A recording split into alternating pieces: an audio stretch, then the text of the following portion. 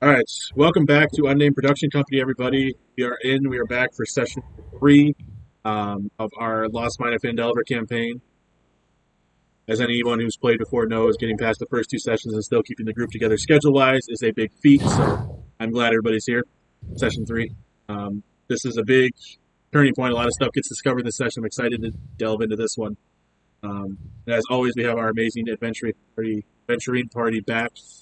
Gonna let them introduce themselves. Recap. Start same order as always. We'll start with CJ. I am Fliffus Quintillion. I am Paladin, level 2. And I am, my background is, see, I wasn't prepared. Now you caught me off guard here. Anyway, in the last episode, I've kind of been on this search as part of my progression, searching for my mother and her heritage, and just trying to find out more about my half-elf heritage. And I am now in possession of a new shield that I'm excited to carry along with me because it seems to be connected to my family. So that is where I'm at currently, and I'll pass it on. Yeah, Sam, why don't you go next? I am Bargo Sozo, the bard of the party. I am very money driven, and he's just having a good time with his buddies here, trying to get as much coin as he can and stay under the radar of the paladin before he finds out too much about me. Okay. No metagaming. You don't know that. I will bring you to the light, my son. You don't know that. All right, our dynamic duo. All right, I'm Freya Galanadel, wizard, level 2. Go on the search for this spell book, magical book, not sure what it is, very curious. Just learning as we go on our journey. Find as much magic and things that I can learn about on my way. My name is Clint. I am Eric Shadowfang, half-elf ranger, now also level 2. Same story as before, just looking for wealth for my family and answers about my father who went missing whenever I was younger. Nice. All right, so last session our team did escape the cave, Clark's goblin hideout cave from the ambush. With Sildar Hallwinter, they made their way finally to Phandalin. I look at my notes.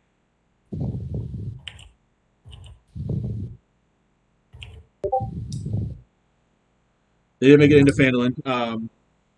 They kind of split up. One of the first people to split off was Fliffus. Fliffus went to a shrine as a paladin. He wanted to go pray. Get back in his luck. While he was there, he did meet Sister Agatha and or Agatha. But anyway, he met the sister, and the sister explained to him that there was a job that her higher-ups wanted her to do to acquire a spell book, or at least the whereabouts of it, from this banshee. But, when the sister went, the banshee didn't even appear for her, so she presented CJ with an item that he may be able to negotiate with the banshee to try and get the location of the spell book that belonged to a mage named Bojet. So Sister Gariel believes that someone flatters Agatha's vanity that they'll get it. The other quest that our party did pick up in Phandalin was they went and talked to a former adventurer, Darren Edermath. He runs an orchard in Phandalin now. His adventuring days are over. He told them he had heard stories from prospectors in the hills northeast of Phandalin that someone's been digging in the ruins known as Old Owl Well. Disturbingly, these prospectors came back with stories of being chased off by the undead.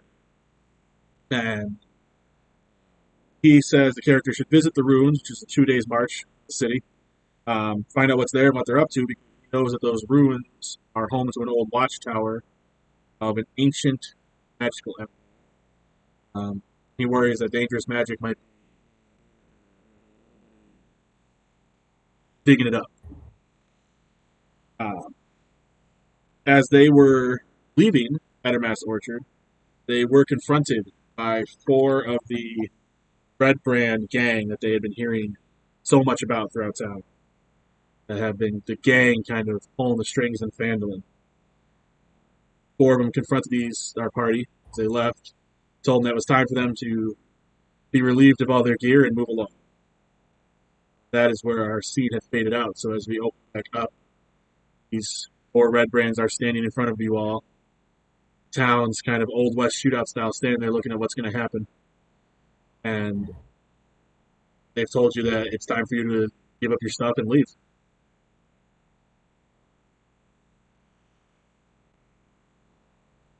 You gotta poke the bear first. Okay. I'm gonna lean over to whoever's next to me, and I'm going to just ask, do you have anything that might be able to help in this situation, like mind control or something to that sort? I guess I'd be asking Freya.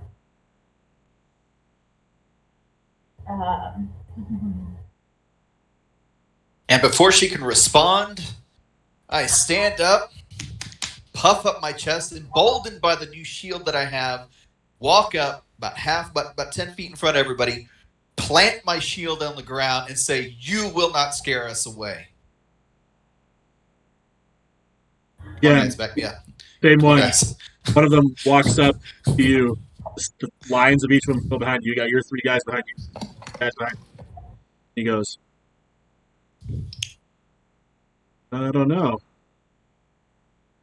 I got a feeling you'll all be wearing brown pants by the end of this. How about Bargo, seeing that, I'm staying behind, like maybe like 10, 15 feet behind Fliffus, and I just start, like, I close my eyes and I raise my hand and I start, like, making these fake wizard sounds, just incredibly just like whatever I think abyssal sounds like. I'm just hamming it up and trying to get all their attention. And I'm going to be doing minor illusion to make the image of a terrifying demon from the abyss appear between us. So they're basically attempting to scare them off. Yeah, you definitely, they do hear you muttering. And then you do see I'm not even muttering. I'm yelling this, just full hamming it up. It's almost like a cartoon peeking around the door. You see the one peek around CJ, and the rest of the other heads pop out. Yeah, exactly. That's what I want. And then I'm just like, rise! As they just make a minor illusion of this demon thing come out of the ground. I can't do both noise and sound, unfortunately. So it's just visual effects. No. Go ahead and try. Go ahead and try. Wait, you have to go. I'm doing ventriloquism. I'm like, oh. So yeah, is this like a generic demon that pops up? It's literally, I'm making looks like a Globrazatsu or whatever it's called, just like this big, fat, ugly, terrifying looking demon. I'm just, but it's a fake, it's an illusion, so I'm just trying to scare them with intimidation, please. All right, yeah. So you do pop it up. They have to roll anything to see if it actually tricks them. No, I mean, for them to disprove it, they have to touch it, basically. But I mean, that's up to you if you want to roll something to see if they think it's real or not. No, I like to touch it, We'll stick with that. They do, as soon as this thing pops up behind Fliffus, which none of you guys knew what he was doing either. So you're just as shocked by the fact that the demon popped up to you. What else? And I've got my back to the whole thing. Yeah. Right? It's all behind me. So I'm sitting there thinking that, it's all him. this is all me. Yeah, so he's you see the one in front of you, so you just kind of look up behind you. And he just kind of backs away. slowly pulls his sword out, and they're all like ready to go. But he's looking clearly like past you. Don't be fools. It will drag your souls to hell. Leave us be. Can I ask? I'm gonna notice that that Vargo's doing something, kind of curious. So I'm gonna add in Mage Hand and just make a hand like tap the back soldier who's the last one in their group, just to kind of give them a little spook or something, just to kind of add to the effect. I know I would be having brown pants. I think they should be running away. I was going to say, that's a great idea, for one. Like looking over to you, looking over to Fred, just being like, "Come on, help me out."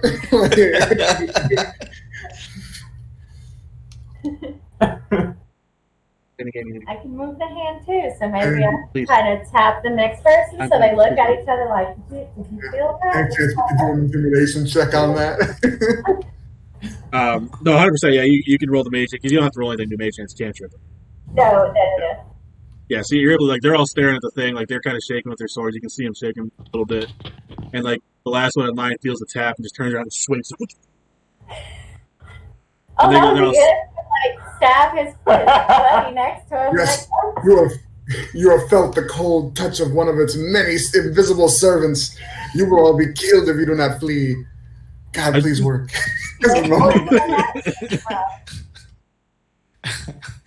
Meanwhile, I'm standing there going full Gandalf on them, You shall not pass. You're the most extra people in this whole town. They're gonna ask you to leave, like, flat out. They're like, Demon Conjurer! You're gone. Get out of here. Meanwhile, I'm pulling out my Morning Star and I'm bashing it against my shield. Ah! Yeah, and at this point, like, they're all looking. They look at each other, feeling like the taps from the mage hand all over the place. Like, screw this! And they just bolt. Perfect. And you see them Okay. start. They start running towards Tresendar Manor. You guys know up on top of the hill there. Which, if you remember, Edermath told you that that's where they've been basing their lair now.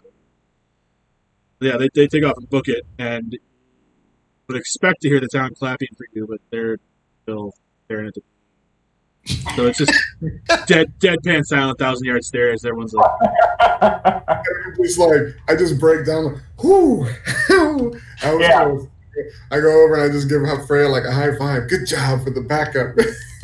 and And of course, I turn to everybody and I say, the righteous always stand strong. I just You have rolled no idea. Shall always quake in our presence. Before he turns around, I snap my fingers and like turn it off so he doesn't see it. that's what I was thinking too.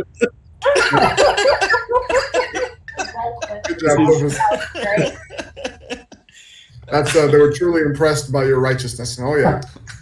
So walk around thinking he's the savior of Phandalin, and everyone's gonna be like, Now we all think that Fliffus is like the worshiper of this demon guy. I only pray that I may share this glory with y'all as we further our journeys. you ever watch Knights of Badassdom? Yes. Yeah, Yes. exactly. CJ's when Peter Dinklage's character comes back from the.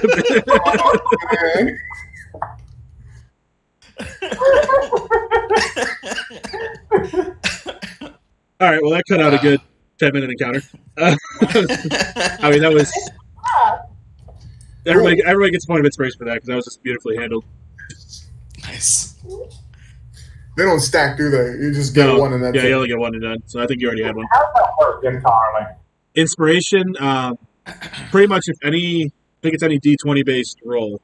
If you roll it before I tell you any result, you can be like, that sucked. I'm using my inspiration. You can just re-roll it. No questions asked. Oh, nice. You can Okay. also gift inspiration to somebody on their roll, but again, it all has to be done before the DM gives you what the repercussions are. Okay, cool.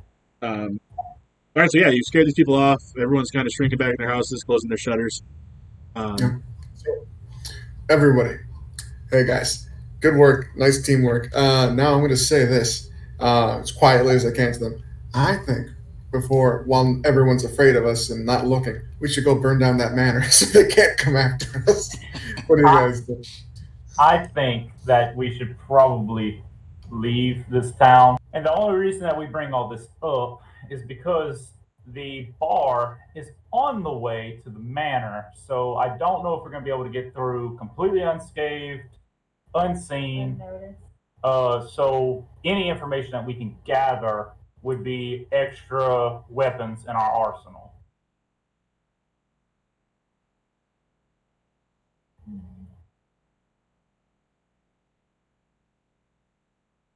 That's so rangery of you, I guess. I suppose we can.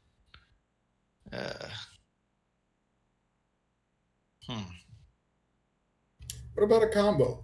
What about what if What if we send my squires to the bar and let them hang out outside and see if they can? It won't. young? Maybe we shouldn't. Well, just because of like, if you look at your background, the way it describes it, your squires won't be put in harm's way, and you're going to send them to where the Redbrands hang out. Just outside of it. Not directly in harm's way. I mean, how about a combo? What about if Flippus and I go into the bar, ask some questions, Flippus follow my lead, and then if anyone comes out looking shady, like they need to go tell somebody about us, you use your ranger expertise, and Freya uses a little bit of her magic to take them out and ask questions. They obviously know us because they just sent a party of 3 to come meet us in the center of town, and they recognized us, or 4. They recognized us immediately.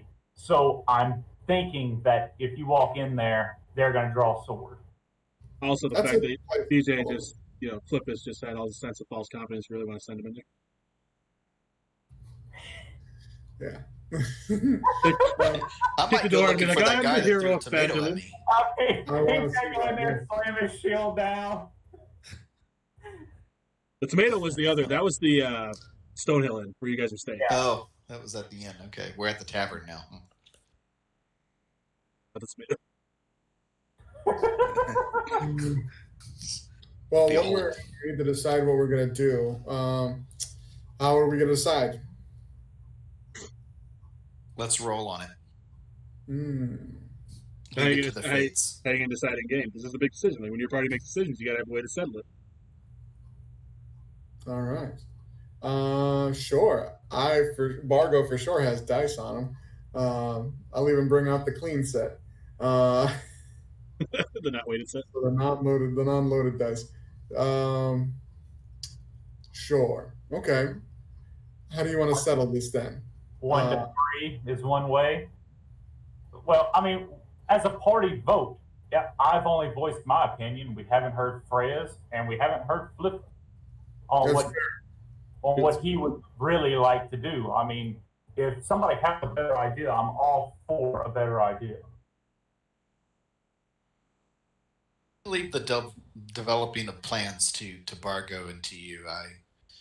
I am just the wall that stands between those that would do injustice to those that are weak.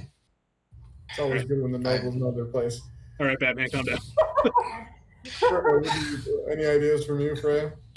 Well, I see the good in a few options. I feel like I'm leaning towards stopping by their bar and just. I feel like I want to get information out of someone if we can. So I'm leaning towards let's try that and hope good comes out of it. Okay. I have a question out of character. Okay, on the map, there is a building directly behind the sleeping giant. What is that? That'd just be like storage, outbuilding. Perfect.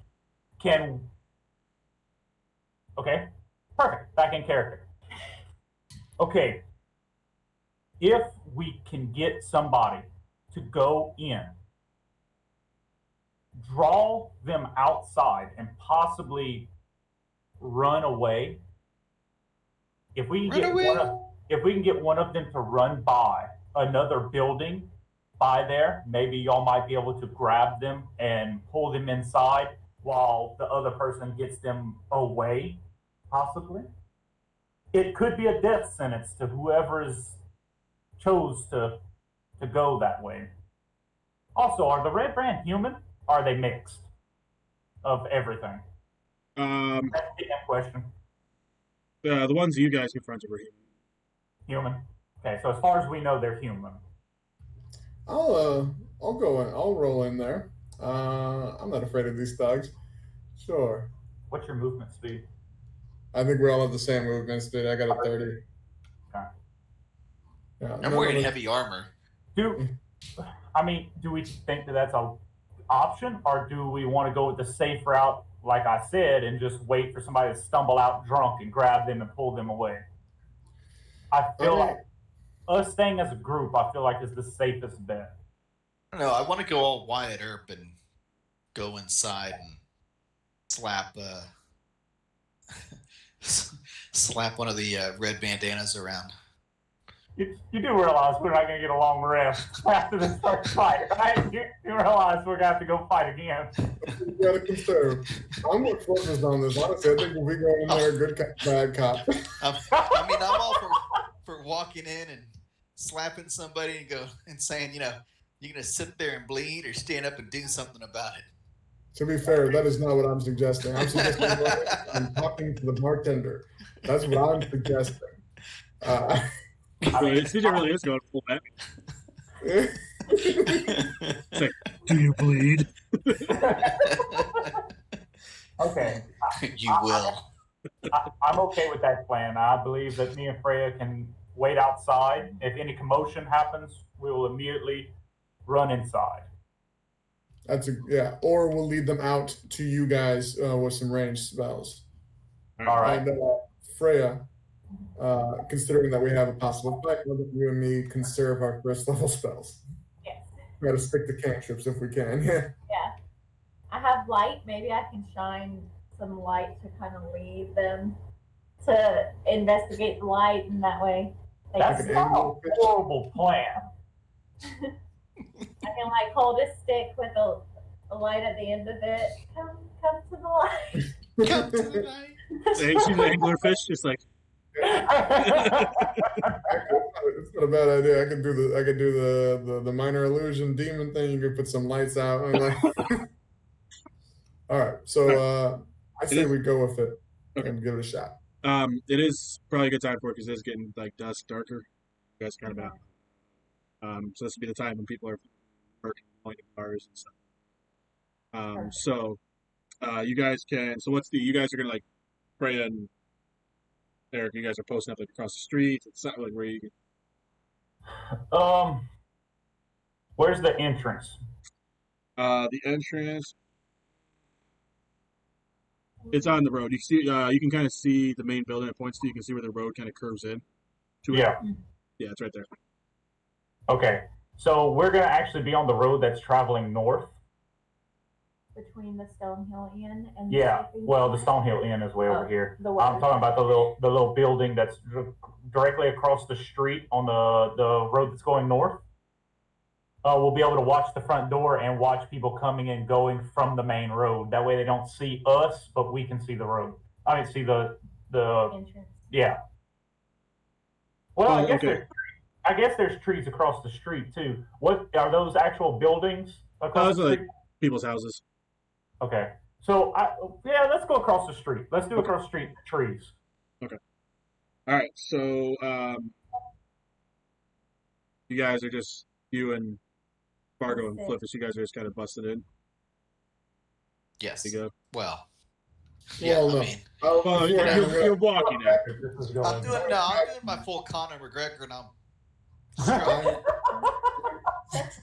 God, I'm trying to stop him from doing this. I'm just tapping him. Okay, how about you follow my lead in this one? I'm gonna bust out the full intimidation. Okay. Oh no. Just saying. I'm gonna say you're trying to stop him from going in. Roll a persuasion because you're trying to get him to stop acting the way he's acting. No, I'm not gonna try to force him. Like really. I'm like if he's being adamant about it, I'll be like, damn it. And just try to go in first and talk first is my goal. Yeah, I mean it's a ramshackle tap room that you stand here. It's not very good. It's got a porch out front with some chairs people can sit at. But Flippus, you walk in first, and Fargo, you kind of come in behind him. There's not really many people here. There's one ruffian who looks pretty deep in drink at the bar. He turns around and sees the door open, sees CJ walk in.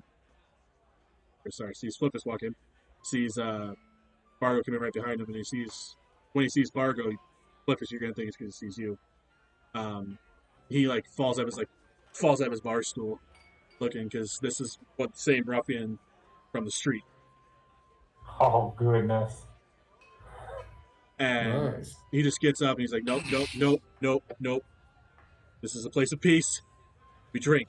No demons. That's fantastic. I pull up a chair right next to him. I agree. Hey, bartender, 2 more ales over here, please. And I put down 2 silver pieces on the table.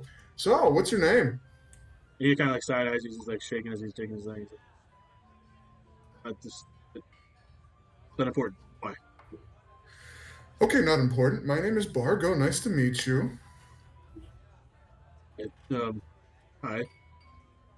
And I'm just trying to be intimidating. I'm snarling. Roll an intimidation check.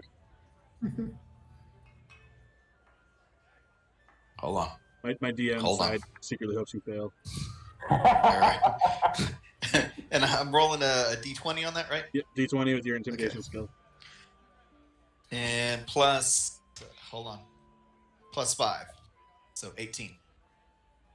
So Okay, I'm so fully intimidated. Wow. Yeah, so your star looks at me just like, kind of looks at you, Barbara. You okay? He's gonna... Oh, that's my friend. That's Fliffus. Fliffus, say hi. Ah! Say hi. I thought Enough with these games. Give us over the Redbrand. I mean, we're getting to that, Fliff. I don't run the red One brand. I moment, can't please. give you the headband. No worries, not important. We just have a couple questions. You could help us out greatly and put us, honestly, in your debt if you help us out. Does that sound good to be in specifically my debt? I mean, your dad or your demon buddy's dad? We don't need direct answers on that one, but you could put 2 and 2 together.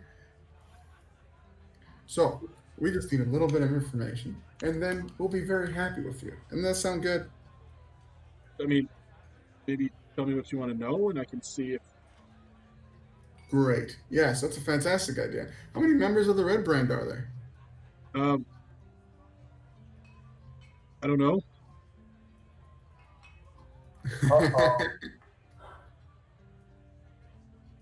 I mean, there's... I don't know. We changed guards. New people come in. I don't know. There's more outside of Phandalin.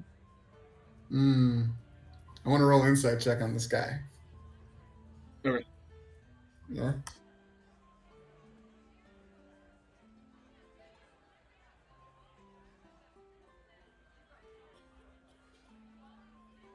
Well, they're inside. All right, I got a 13. Watch it. I'm just trying to get a feel for like how much he's like actually afraid, or if he's like actually really bad at math. He's nervous. Definitely picked that up. Mm. And as far as you can tell, he doesn't. Because, like I said, this is an organization that's pretty big, and there's people coming in and out all the time. They don't have the same people here, so he doesn't know exactly how many people be here. Nice. Who's your boss? Our boss, Glass Staff. Glass staff, Redbrand leader. Yeah. Okay, that matches up. I'm testing you right now, making sure we have the same information. Mm-hmm. Do I pass? I'm sorry, I'm not laughing in character.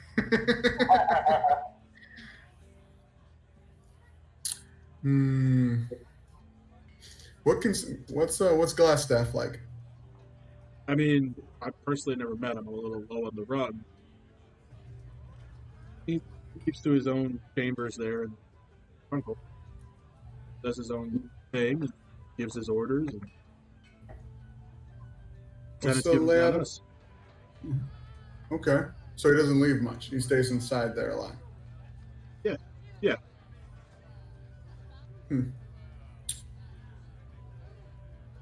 What's the layout like inside the building? I mean, I'm not an architect. It's a basement. You guys just go straight to the basement and hang out Well, there I mean, in the the basement? basement's pretty split up. So you've seen the house up there on the hill, right? Yeah. The basement. I mean, it's split up. It's a big house. It's got some rooms for their storage, and pretty sure there's a family crypt. That's about it. Basement. Does everyone just hang out in the basement? No one hangs out in the manor? Manor's pretty much in ruin. We don't want people to really see us. Kind of in the basement. I see.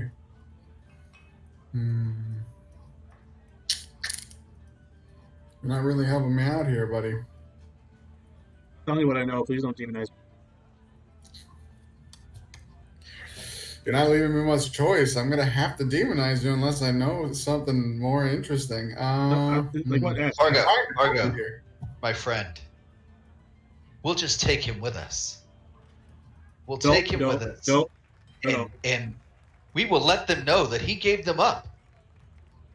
We will let them know that he has turned on them and he is with us now. Hold on. That is Hold on. only- Hold on. No. Hold on. There's no need for drastic measures here. I mean, you have a conversation. What Can we? else? What else do you want to know? I'm answering it. Well, you're not giving us very good specifics. I want to know how many people are around. You tell me you don't know. If it goes in and out. I want to know everyone hangs out in the basement. Great. What's the basement look like? Is it one big room? Is it No, there's a lot of rooms. There's a lot of rooms. Glass bigger than the house? staff chambers are in the western end of the stronghold, and I wish I could talk psychically to them. What is the easiest way for us to get in unnoticed? the cellar, main door of the cellar. Main door. That's the most easiest way for us to get in unnoticed. So really, what you're saying is we should just go ahead and put you in there in front of us because nobody's going to notice you. But it's a basement. There's no other door. Surely there is a cave, an exit. These rich folk, they always, trust me, I know. Us nobles like to have an extra way out in case. We know. Just in case. Well, I mean, there's like this pit in the middle of the basement, and then there's like this weird passage that kind of goes off from there. But I wouldn't take it. I mean, the lower part is guarded by this eye creature. That Glassstaff kind of worked the thing out. Oh, so what do you mean by eye creature? It's the creature. No, it's got an eye. Oh, okay. It's a creature with an eye. Bargo, of course, it's a creature with an eye. So I don't know how else to describe it. It's weird looking. I've never seen one before. Same self-explanatory. Looks like a human with one big ass eye on his face. It Or may have been human at some point. It doesn't look human anymore. By look It's- human, did I how mean big is it has this arms creature? and legs? It's got 2 arms and 2 legs. Yeah, I mean, Alright. How And big that's is this too creature? off. You said there was a crypt. Is that crypt in the general direction of that side tunnel or whatever? no.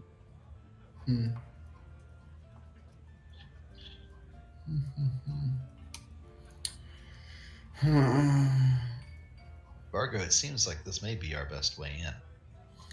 Probably. I can tell you the main cellar door, the first room. There's nobody in there. The cellar door, main room. What was that? The main cellar door. There's no one in there. No one hangs out there. I mean, guard it. No one knows we're there. Yeah, but as soon as you step through the cellar door, what do you see? Who made the cellar door? As soon as you step through the cellar door. Stairs. Big pool full of water.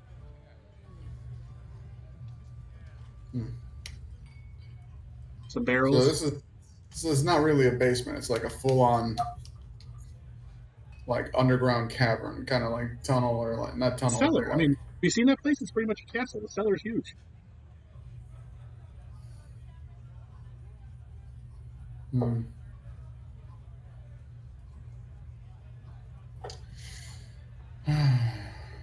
This may be the best we're going to get from Embargo. We should just take this information and. I agree with you. My question now is, what to do with him? He knows too much. I'll stand up. Thank you, good sir, for all of your information about your friends. We appreciate all of your assistance, and we hope to do business with you again. Kind of looks around. There's no one else besides him here. Oh, okay.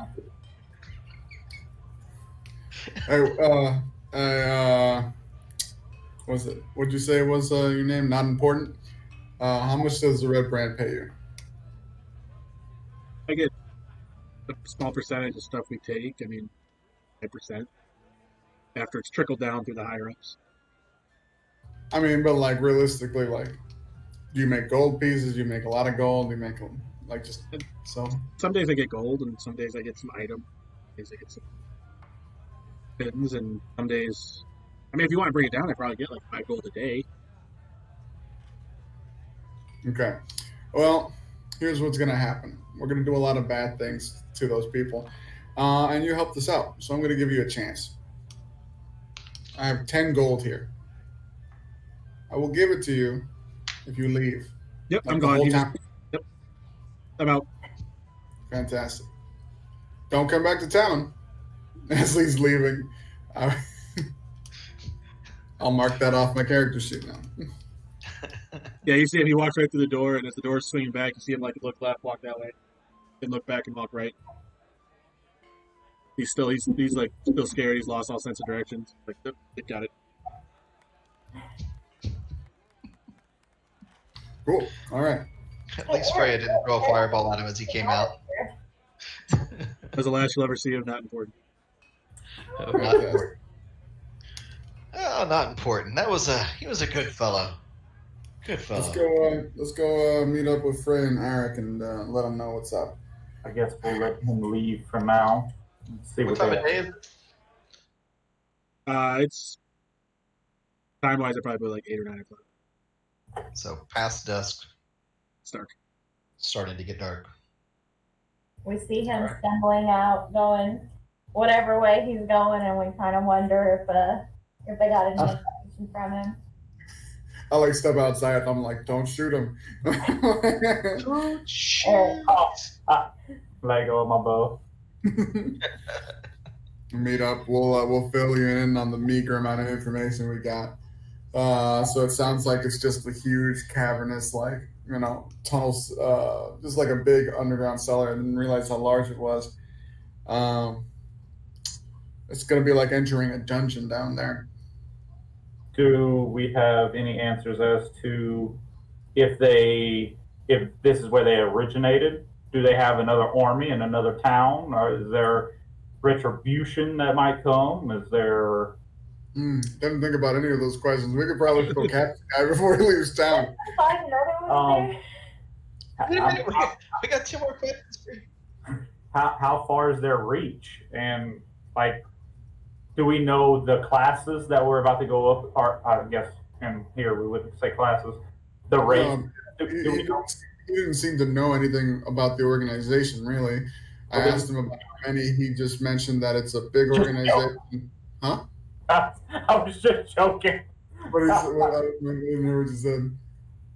We should kill him. I said we should go kill him. He was useless. Nobody will miss him. I paid him to leave. We could get that gold back. I mean, yeah, I'm not exactly super thrilled to go murder a guy for gold. It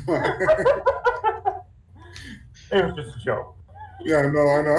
I'm like, come on, guys. Not that bad. He honestly, he looked like he was a dummy. He didn't know anything about the organization. He was too low level. He just knows that some people go in and out of that place. He didn't keep count of them. that the boss is glass staff, and he doesn't leave that he doesn't leave his section of that underground area too much. Is anyone else in the bar? No, it was just him and the bartender. Do we I'm have talking to the bartender. do we have another entrance possibly to get in there? He mentioned an offshoot tunnel. We don't know where that ends up. He said there was a crypt behind the manor. That's underground. Crypts are usually underground. Maybe that connects in there somehow. But that's a long shot. That's not No, confirmed. the crypt is part of the basement. Oh, it's part of the basement. I completely misunderstood that. Okay.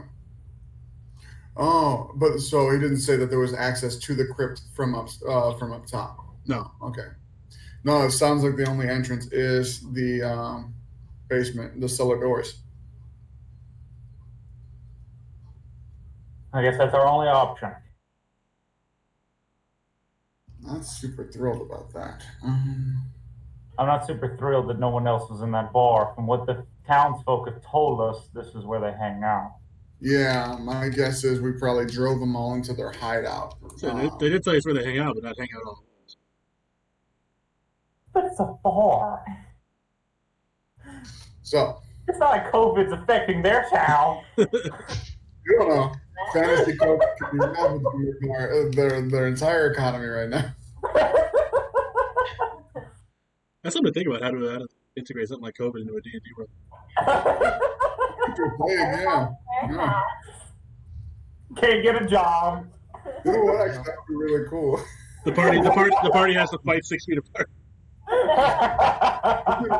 you imagine if, like, your characters, you all roll into a town and everyone's got a mask on? I would immediately be, oh God, we're gonna die now. Walking around with like masks on.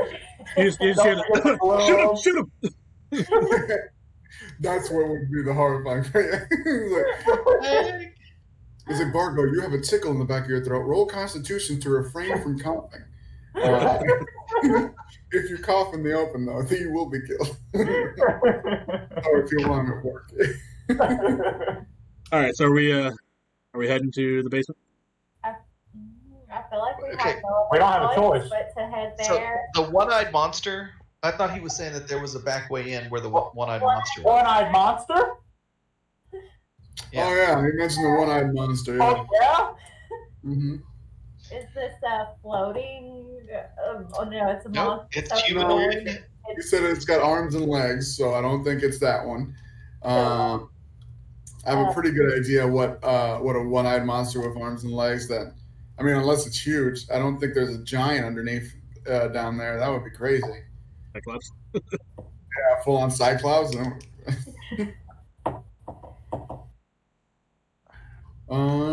we know where that entrance is? Yeah, we know where the entrance is, right? We don't know. I think You don't we know should go that where. way. You wouldn't know because he said he doesn't know where it lets out from the inside. You wouldn't know where the entrance is to start that time. Get in. We just know where the main cellar is. The main cellar door. Right. That side one, it could be anywhere. Right, it could lead out anywhere. How long would it take us to walk around the perimeter? Because this does seem to have like levels, or like it's like Yeah, I mean, different terraces. it'd probably take you half an hour to walk around the building. It's big. It's like a castle, but it's not like. If we split up, could we do it faster? Two of us go one way, Yeah. other two go the other.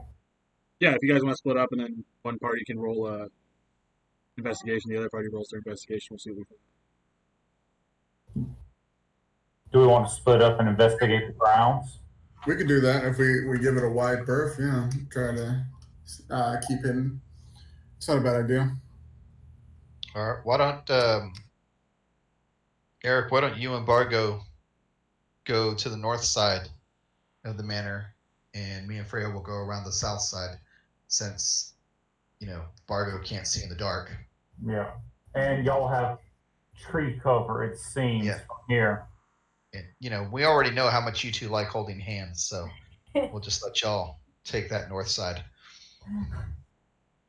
Don't be jealous. Yeah.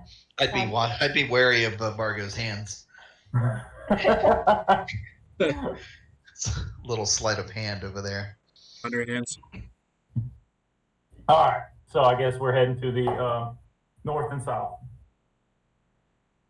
All right, Get to so roll the my roll the investigation. So first, you guys can roll yours first. Eric and Flippus. Okay, it's a D20. D20. Oh, it's D20. Yeesh, that's not good. Oh my god. Wait.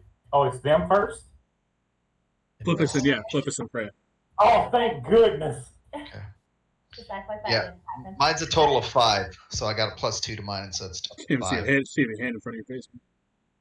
I got an 18. I don't have any proficiencies in No, but- investigation. Investigate. Oh, intelligence. Yeah, B +4. Okay, so 18 plus 4, 22. Okay, so you guys walk around. I mean, and you guys, it's pretty deserted. The manor grounds. Lots of tracks though that kind of lead to the stone staircase just off the empty ruin of what you can assume was the kitchen house. And then at the you guys want to roll yours too. Real quick, your investigation. I got a total of 16.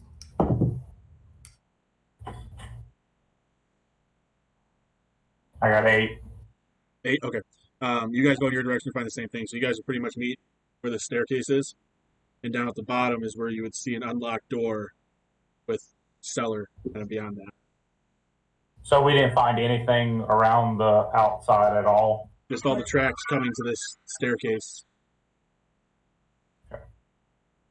Okay. Guess we're Well, sneaking in. Guess we can. is the I kind of like give it a little test. Is it locked or anything? Or No, it's unlocked. Oh, you said it's unlocked. Yeah, you can see it cracked. okay. I think we need to come up with an order to go through this door That's just what I was in case. thinking. What, I think Clifford Well- with the shield and then me with the arrow behind him. Well, you're also our stealth, so we could do this in a stealthy way. Are there any lights, any torches, or anything? It'd be torchlight, so it'd be lit, yeah, because they need to be able to see when they're moving. All right, I'll go first. I'll take the lead. I'll be take right point. behind. All right, so cautiously I walk through the door. I've got my shield raised and slowly push the door open. I have an arrow drawn already, just for the record. Okay, so look, as the door opens onto this 5-foot wide landing, it's about 15 feet above a large cellar. Stone steps that kind of descend, so you have a set of stone steps to your left, right? They kind of go down like a horseshoe. Another door stands beneath the stairs on the north side, and this large stone cistern kind of occupies the western part of the. And the walls are all lined with kegs and barrels. Do we hear anything? Are there any sounds, any noises? Nope, just occasional drip into the cistern, water, So the stairs are to our left, is what you said? and right. Oh, okay. So you kind of walk in, And- and there's stairs down each side, and they loop down to the building. Okay. But this whole area seems empty at the moment. Other than some barrels. Of people, yeah, empty of people. I mean, Yeah, Okay. yeah. okay. All right. I am going to go ahead and use Divine Sense. How far of an area does that cover? 60 feet. Yeah, 60 feet And how long does it stay active? for my turn. So, for 1 minute. It's an instant thing, so it's like a one radar blip. Oh, that's right.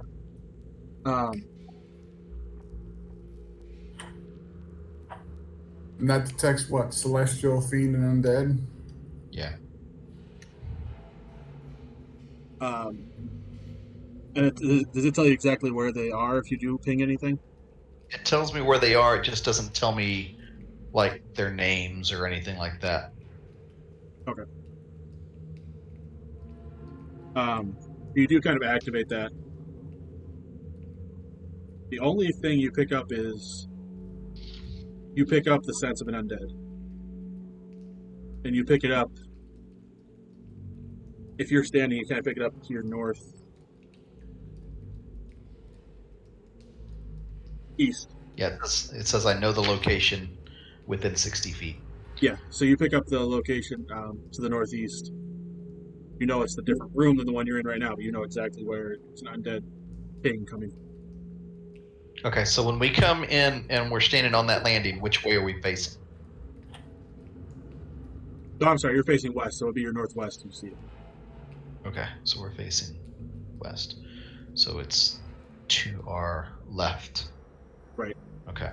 Where that door is, correct? Underneath the stairs? The door to the stairs is, north, so you're like northwest. You can know there's a room over there that you're getting undead deal. If I spot that door, I want to go down to it quietly, and 1, inspect it to see if it's locked, and 2, inspect it to see if it's trapped. Okay, go ahead and roll your stealth. Are we all together, or are you down there by yourself? I am willing to say I'm down there by myself, mainly because I don't want you plunking around all over the place too much. I do that on occasion. Yeah. You know, placing my shield down rather sturdily. I can't say much though. My stealth is only a 14. So we'll see if anyone comes up running at me. So you get down there and you kind of look around. It's just a stone door. Most of are.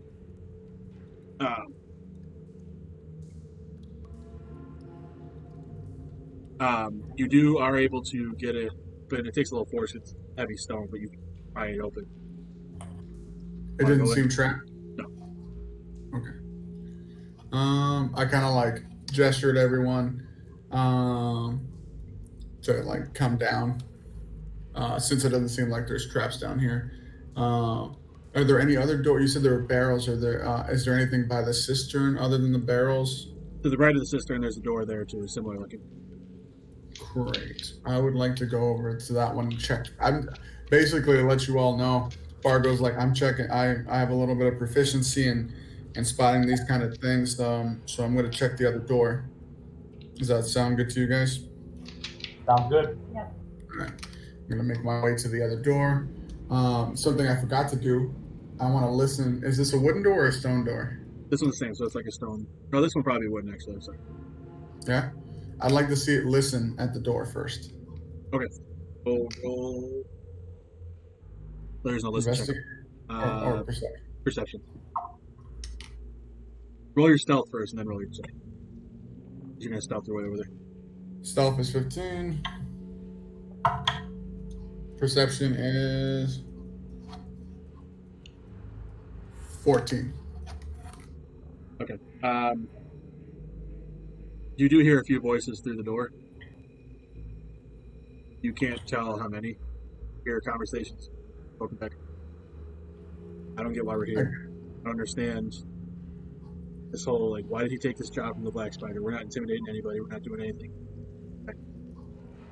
This is completely different from what the Redbrands do. You hear another one saying, like, I don't understand the deal he made with that thing. One-eyed beast. Cool. Okay. I'm going to tiptoe So my we way heard the back. term black spider again. Yeah. I All got right, to so tiptoe my way back over to the group, and I whisper to them what I just heard these guys having a conversation about. So I whisper back. Of course, all of us keeping quiet. So it seems like we might have a different boss down here other than Glass Staff. Seems like Glass Staff is working with that one-eyed creature. So I don't know how many. There's at least 2 people in that other room. Could be more. There could be more. I don't know how big the room is. The guy talking to himself. Yeah, it could. Obviously, you could just straight up be talking to himself. I've been down here too long. Let us tell us about the undead that he sensed. He hasn't yet. I didn't. I told you guys about there's undead in that stone room, in the room with the stone door. In the other room. So now we have 2 rooms. 2 rooms Yeah. with people in it. Well, No, we have- not the room that Fargo checked. They're not in there. Past that. Oh yeah, okay. I say the chances of us keeping quiet long enough to not rouse their suspicion is less. I think it's probably a good idea for us to go in there and bum rush them. Okay. I mean, 4 of us just charging in and taking pot shots right off the bat might be a good idea. And if we do it quick enough, maybe no one else will hear us. Even though, honestly, there's still. You said there was a door on the right side of the cistern. Is there anything on the left side of the cistern? Just a wall. Just a wall. Just a wall. What are these barrels? Like they just look like. I don't want to move them too much because they might make noise. But like, do they just look like they have food and stuffs in them or something? Or Yeah, I mean it's just salted pork, beef, apples, flour, ale. So, real quick, Divine Sense also lets me know it detects the presence of any place or object that has been consecrated or desecrated. Okay. Yeah, you don't pick up any of that. Okay, just the undead. Yeah, undead, yep. Okay. Did just the one? You picked up. Was more than one. 3. 3. Good enough. Okay. So we have 3 undead in the room with the stone door, and an unknown number of Redbrands behind the other door. yeah, I was just suggesting to the rest of our party that we go in there and Guns blazing? basically surprise attack them. Shall I bull rush the door with my shield and allow y'all to? Does the door open our way or out or their way? I'm so glad Find out, you asked that question. You won't find out until you try to open it. Are there hinges on my side or their side? Are the hinges on the inside or the outside? It's actually a pocket door. So The hinges Is it would be open on your side. It would open towards you. It open towards us. Of course. Mm-hmm. Okay. If you want to roll a strength check, you can still try and barrel your way through it. Yeah. Or I could just pull open the door real fast and you go in there, smash someone in the face with a mace, and what's his face? Eric starts taking shots with his bow. Then when they come out, I surprise stab them from behind the door. Did it sound like they were close to the door? Yeah, within 10 feet of it. Then 10 feet. Yeah, I can bull rush them from there. All right, so you're standing by the door, hand on the handle, ready to open it for me. I've got my shield raised. I'm basically stomping my foot, ready to run. And Freya, maybe you can be on top of a barrel or something, just like propped up to like, or maybe that's best if Eric's on top of a barrel. I'm not sure. Cliffus, roll a stealth check. Stealth check. God damn it, Flick. Well, he's sitting there stomping his foot and getting ready and revving himself up. So God damn it, Flippus. I think you get disadvantage too, don't yeah, you? because you're in heavy armor. It didn't actually mean stomping. I meant more like like. This is what teaches you. This is what teaches you descriptions are important. All right. Well, I rolled an 8, and then Oh yeah. let's see. I have no bonus to stealth, so I rolled an 8. All right. So the conversation, Fargo, you're still near the door because you got this plan set up where you're going to whip it open. And all of a sudden, you hear the clink, clink. As you look over, and Cliffus looks like an idiot trying to rev himself up, like a bull. Yep. You don't have time to be like shh before you hear the voice in there. So I go shh. Did you hear that? The second I hear him say that, I pull the door open. Like, And I run full speed at the full 30, holler, just ah! Straight in. Shield raised. Right into the first one. All right, so still caught off guard. So I will give Flippus a surprise attack, but they know obviously there's whether it was the stomping or the yelling. All right, so you can have a surprise round. So you burst through there. Quick glance. There's 3 of them. 3 of them. Okay, so I run straight into the first one, and Now, this is close quarters combat. This room is 5 by 15. Your first glance. Like Okay. it appears to be a storeroom that's like pressed into service as living quarters. So there's 2 double bunks that stand against one wall, while barrels and crates and stuff fill the other one. all right. So I get my attack bonus on that, correct? Yeah. Okay, so I rolled a 9 then. Yeah, you missed. So basically, I run in and they see me coming and they kind of part ways, and I run straight to the other side of all. Yeah, you roll a dexterity. Roll a dexterity. Great. Yeah. Gotta see you trip now. God, the rolls are not in my favor. Oh no. So- Dexterity's +1, so I got a 5. The opposite wall is where one of these bunks is. They just watch because there's one sitting on the bunk to the right when you walk in, the other 2 sitting on barrels across. They watch you run right through them and slam into this wooden bunk on the other side, which just collapses on top of you. Oh no. I guess I'm going in behind him. anything else, Barker just closes the door and locks it.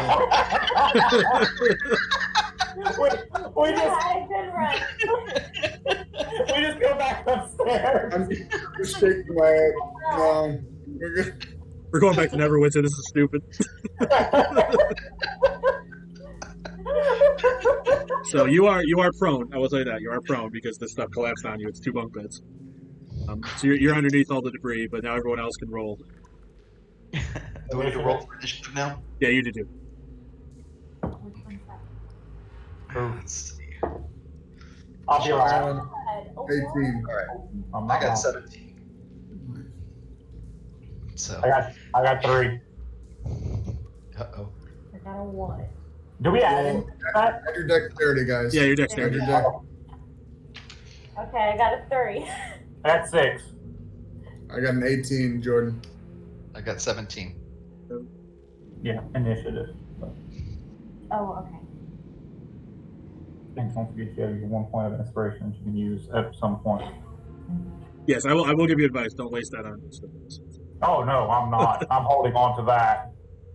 So Bargo, you didn't go first. You just kind of like you're still like kind of eyeballing the entire path of what happened and going through it in your head as you look in and just see the pile of rubble.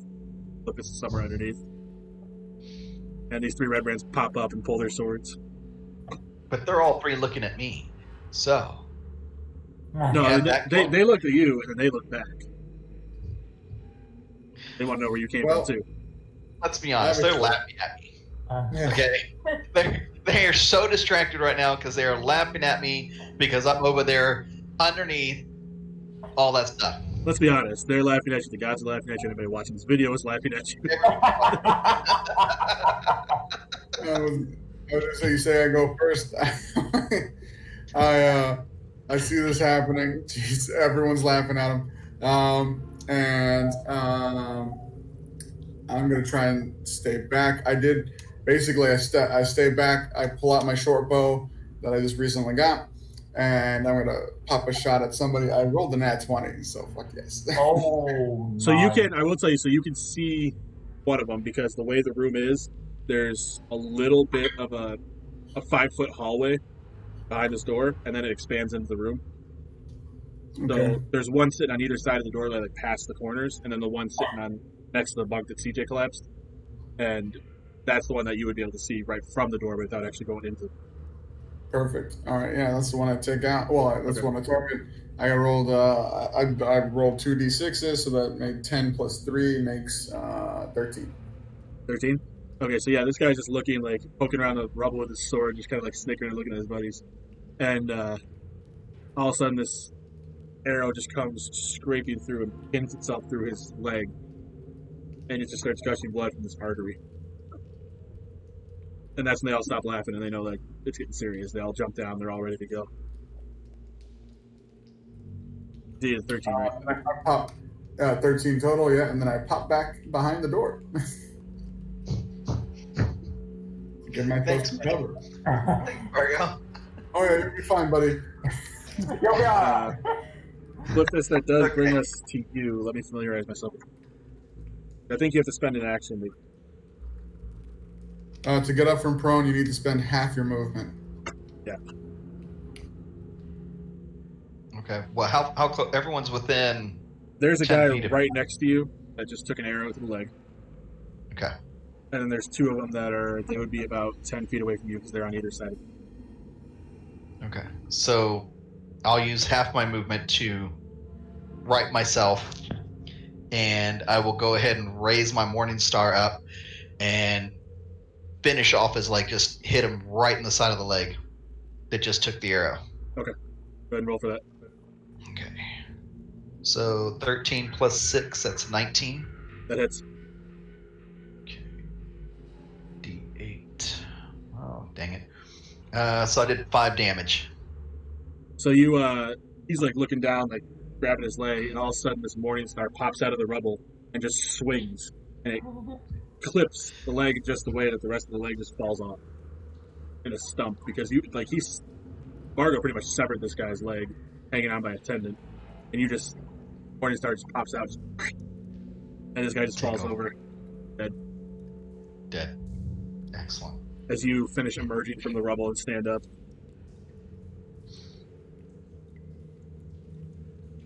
You want to use the Brush other? myself off. Brush yourself off like that. No, I'm just going to brace myself now. So, again, I kind of begin screaming to kind of get their attention on me. Yeah, one of them is. This is their turn. One of them is going to step to you. He's going to swing sword at you.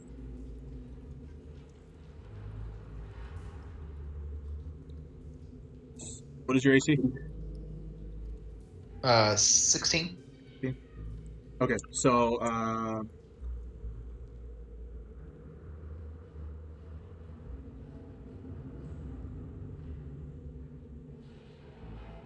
he swings his sword at you. You see, he's clearly fought people in armor. Picks vulnerable spots like under your arm and kind of where your hips separate. Strike in on dealing a total of 8.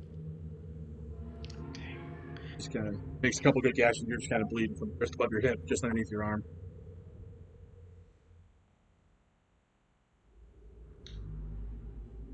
So I lost 8 on that one. Yep. 'Tis but a flesh wound. Her arm's gone. The other one will step into the doorway and look. He'll walk in and step. He doesn't see anybody because you guys kind of. Vargo stepped out of the door frame. So he'll walk through the doorway. He will walk by you, Vargo, where you are, so you can get out. Pretty much picture one of those, any MMO guard in a town that you like shoot an arrow at him, like, hey, what was that?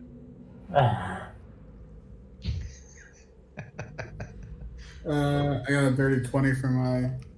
Somebody's prowling around here. Yeah, another nat 20?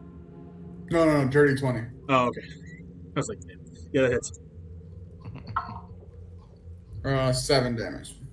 7? Okay. You can go ahead and describe what you do to him. You don't kill him. As he like walks past the door, I just like pop up and just like and stab him. Like well, I go to stab him, but he just kind of like blocks it and nicks his shoulder. And then I'm like, okay, and I pop back behind the door. All right, so yeah, he's With his squishy 12. You interrupted his turn. He's gonna feel you like poke him, and so he's gonna take and swing that direction, with the sword. What's your AC? 14. You're He not does. sweet me. He does hit with. Oh god. Oh god. Oh no. Uh-oh. was gonna say, wait, is he swinging at me, like, did he go around the door? Or is he swinging at me from, like, is he, like, looking No, at me? he walked out past the door. Like, he's full out, like, in the room. Gotcha. With us That's, now. yeah. So he would swing around back the direction it came. He did nat 20 Ooh. Good? on one of his hits. Oh, well, then I'm probably unconscious, guys. So, He did 14. 14 damage? Yeah. Straight to unconscious. Full health to straight to unconscious. So Bargo just leaves a poke him. You guys see, you guys see the guy swing, but the rest of you see this guy swing around and just catch. It doesn't go all the way through, but he catches Bargo in the neck. Enough for Bargo to bleed enough where he just kind of falters over and slumps down. I'm just slipping into the cistern. Actually, yeah, you would be. You'd be kind of collapsing back, and you can kind of see the blood kind of start to fill the water. Ooh. Bargo, welcome to the half-cleaved clan. That will bring us to Eric. All right. I guess I'll pull my bow and shoot at that guy.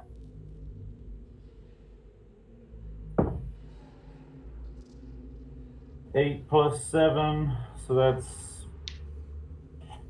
what? 15. That hits barely. Okay. Well, then it is a 8 plus 3, so that would be 11. 11. You can go ahead and describe how you kill him. I see what he done to Bargo, so as he swung, I immediately pulled my arrow, what was going to happen, and I just let it fly straight through his neck. Nice. Neck for a neck. So yeah, this guy drops down like forward next to Bargo, so there's more blood filling the cistern now. Can I use an action now to like go over to Bargo, or no? You can move to him. You can move to him. You used your action to attack. Okay. Unless you have healing something as a bonus action. No, all I have is cure wounds, but I think it's considered an action. Yeah, it's an action. Okay. So you can go move over to him. I'll move over to the doorway. That way I can at least see what's going on with Flippus, and I can at least be right here too. Yeah. That would bring us to Freya. Okay, well, a lot of decisions. There's death all over. I just witnessed a lot of death and downing, and so all I can do is go through the hall and take. Now we do have a player down. You can roll for what is it? Oh, she wants to go in the room. Let her go in the room. I'm thinking spell-wise I don't have anything, but I do have +4 medicine. Can I use that for anything? He'll be unconscious for a little while. So. Probably the rest of the fight he'll be unconscious. Don't worry about me. Just I haven't even made any death saves yet. There's only one guy left, right? Just off that guy. Then we could deal with me. I wouldn't waste. I'm not. I don't want to waste any spells, so all I have is my quarterstaff. So I'm thinking I'll just go through the hall and see that there's one left, and just run up and boop him. I'm gonna swing my staff and hopefully do some damage. But let's see. Okay, I haven't used my quarterstaff No, yet. You gotta roll a d20 first. Okay, this one. Yeah. No. Yeah. Okay, that's 16 plus 1. Plus 1, so 17. That hits. That definitely hits. Yeah. Okay, so now you're gonna do. She has 1d6 or 1d8. What does that mean? It's versatile, so that depends if you're swinging with one hand or two hands. Oh. That's your decision. Let's go all in with 2 hands. So that would be the D8. Okay. So that is 7. 7? Do I add my attack bonus to that? No, you just add damage to that. Okay, 7. Did you add your strength? Yeah, strength modifier to that. -1. So Ouch. 6. 6. Dang it. Yeah, to bring up that still. Yeah, so you do run in with your newfound courage from watching your comrades drop, and you just take this thing. You hear the crack as it hits the guy in the side of the head. He just kind of like stumbles for a minute. That'll bring us to Flippus. All right. Well, Freya's there, so I have to regain my composure, stand strong, and I take my Morning Star and 17 plus 6, so 23. So I hit him. That hits. And let's see, D8. 7 plus 4, I hit him for 11. Oof. You have killed him. I have killed him. So take my Morning Star and just bring it right down on his head. At this point, obviously, I don't know Bargo's there, so I'm not doing it out of any great need other than to get out of the situation. So yeah, so you bring this thing down, and like because he's turning to see where he got whopped with the piece of wood from, and that's when you bring it down. This thing just explodes like a watermelon, pretty much.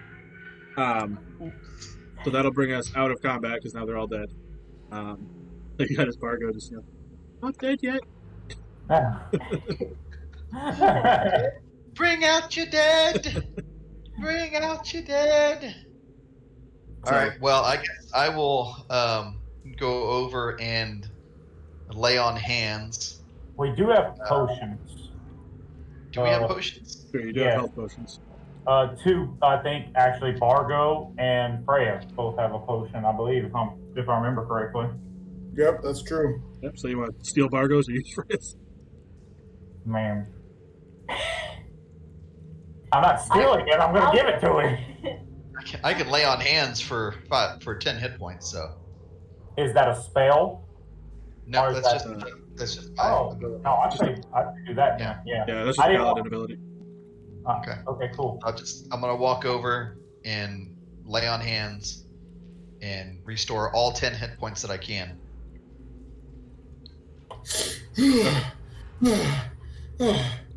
Jesus. It's my neck. It's a little painful as this thing starts to like close itself up.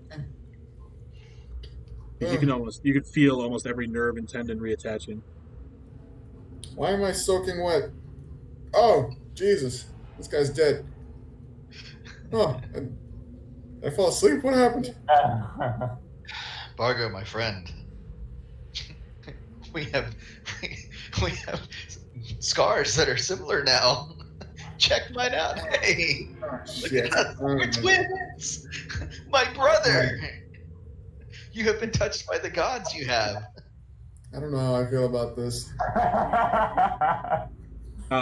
Bargo, go ahead and roll a perception as you're coming to on your face out of the water.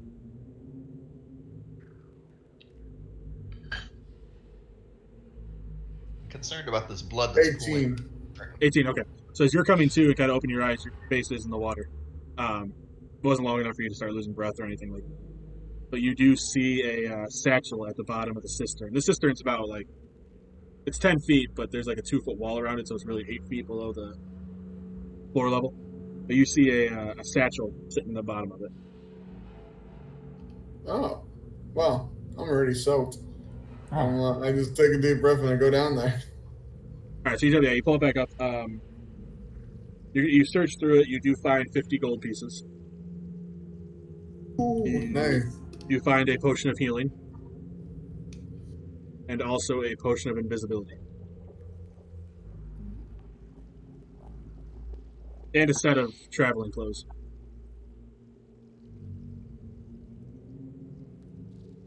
Are these fine traveling clothes? Ordinary. Is everything in here soaked? Oddly, no. Nothing is wet. I changed my clothes. The bag itself is not wet. Oh, neat. I take off all my wet clothes and I just put on this new set of clothes. Let me ask you, how big is your character? I'm a human-sized character, so I'm like 5'9", 5'8". Okay, so yeah, the shirt fits. The pants are probably come down like your calf. They look like capris on you. These are clearly meant for someone a little shorter. Well, Beggars can't be choosers. I'd take the bag with me, and You pretty much look like a Lord of the Rings hobbit. yeah, yay. Can we These investigate paper race too. the bunk? Investigate the bunks. Yeah, so you investigate that, and you're searching through all the stuff. You don't find really anything as far as the barrels. They kind of the same stuff that's in the other room: salted pork, No ale, doors stuff or like that. anything in here? No, nothing else in there.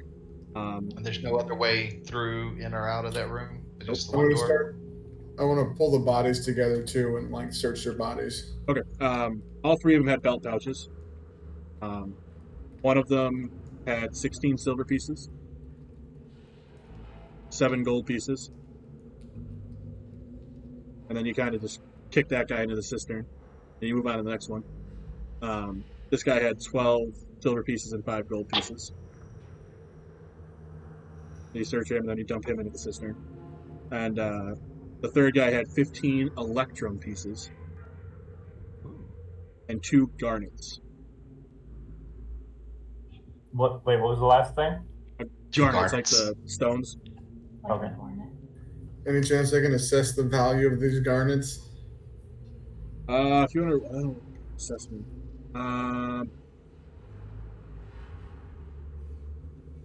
Yeah, if you can pick whatever skill you want, makes sense. Can't think of what skill it would be to assess it. I don't think it matters. I wasted a nat 20 on it. Ouch. They'd probably be worth about, just from you knowing, like you've fed some stuff in your day. You probably know about 10 gold each garnet. The bunk room does have they weren't wearing their cloaks, so it does have their cloaks hanging off their bunks. Well, I mean, there's one hanging off the bunk, the other 2 are in the pile of rubble that was a bunk. Don't know how that happened. Dust this out. I like this one. I'll keep this one. Whip that sucker around. Pin it on. You are now dressed like the enemy. So there's only 3.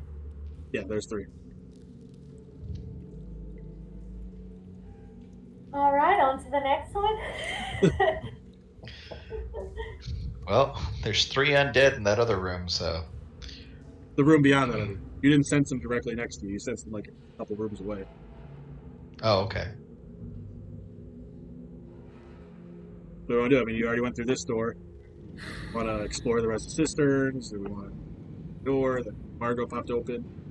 I mean, How many cisterns were there? now that I saw the thing at the bottom of the cistern, I want to kind of like just like do that old school thing where you just like search all the walls and everything, you know? Okay.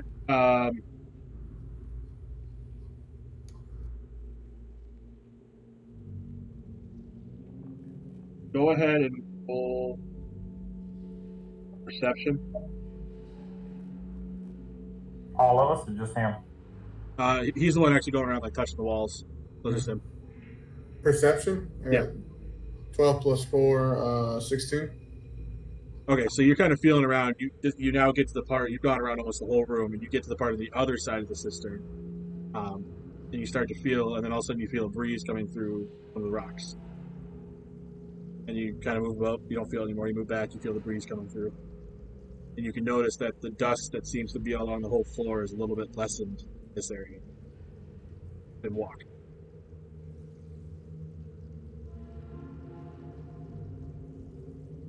You're muted. We can't hear you.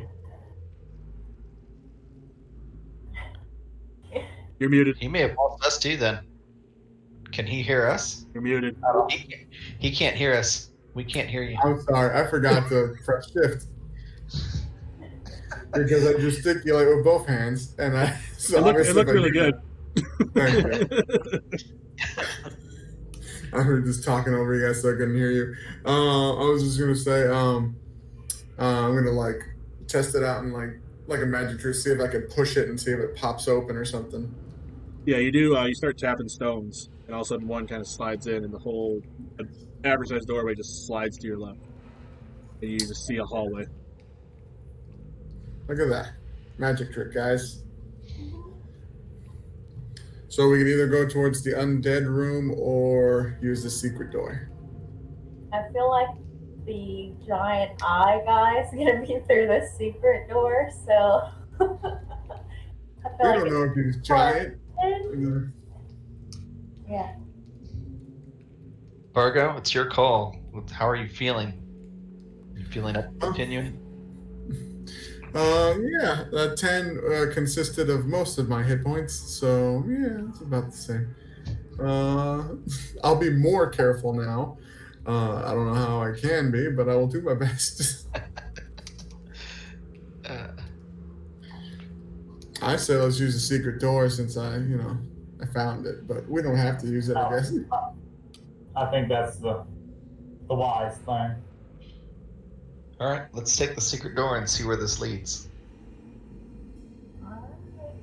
So, Eric, would you like to lead the way with your stealthy awesomeness that you have? Sure. I don't like that he's rolling dice over there. I just want to bring that to the party's attention. Eric, you are shot in the face with an arrow. 12 arrows. 28 there. All of a sudden, it just becomes Game of Thrones, like the red wedding. This is the red wedding. Yeah, you're walking into the red wedding. Sorry, I think the wedding I was supposed to be is down the hall. I'm sorry. You got your notes mixed up. You guys all follow it. It leads down, kind of turns back, and then this cold breeze kind of fills this large natural cavern, carrying with it faint scent of decaying. There's a crevice that divides the cavern, and it's got these two rough stone columns that support 20-foot high ceiling, and two arched wooden bridges that span this chasm. Dude, that's where the Balrog is. It's the bridge of Khazad-dûm. You shall not pass. Just remember, if you want to do that, he falls in too. Crap. I'll save everyone. Fly, you fools! Okay, so big crevasse, two bridges. Is Do there you any? see anything like across the crevasse, or? There's a one of the stone columns is above over there, but you don't see anything other than that. I'm just gonna say, guys, that there's that room back up there that we could just turn around and go back. It's okay. And nobody's gonna think any less of us if we go back up there and I will see what's in that room. Are you Just afraid saying. of the crevasse? I don't like heights. Armor's kind of heavy. It just kind of keeps falling. We can turn back and use the other room if that's what you guys want to do. We still don't see any people around. Is there any torches or anything that we see? Are you guys like going in up to the where are you guys going in here? Because you guys just come into the entrance where this cavern kind of. So you're still a good 10 feet away from the bridges. Well, the one bridge. There's another bridge in the other end of the cavern, north end. I guess I can go out ahead and scout out. I'll walk around with him. About how long are these bridges? Probably only span. I mean, the cavern. It's a steep-sided fissure. It's about 10 feet wide, 20 foot.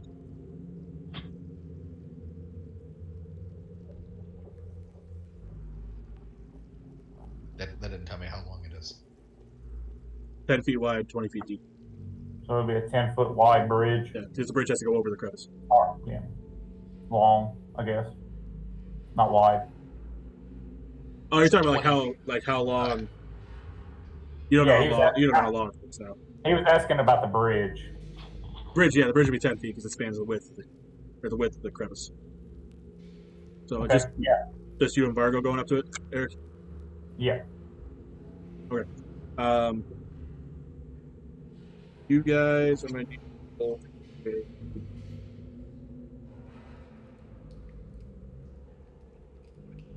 roll deception. Deception? Both Okay. of us?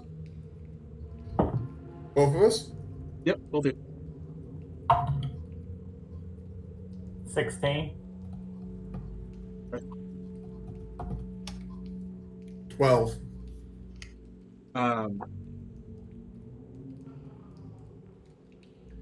You guys kind of feel this uneasy feeling. You don't necessarily get sick or lightheaded, but you definitely feel different. I'm going to. You don't get to know what it's for. Fargo, if there was something, a secret someone had to know about you that you didn't want anyone else to know, what would it be?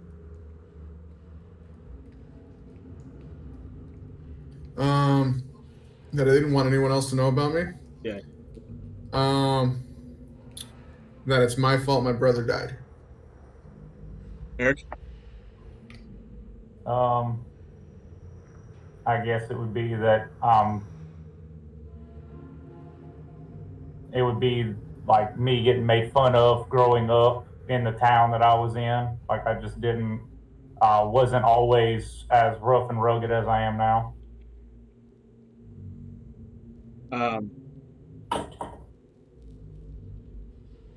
You guys, at this point, everybody will hear this mad cackling, like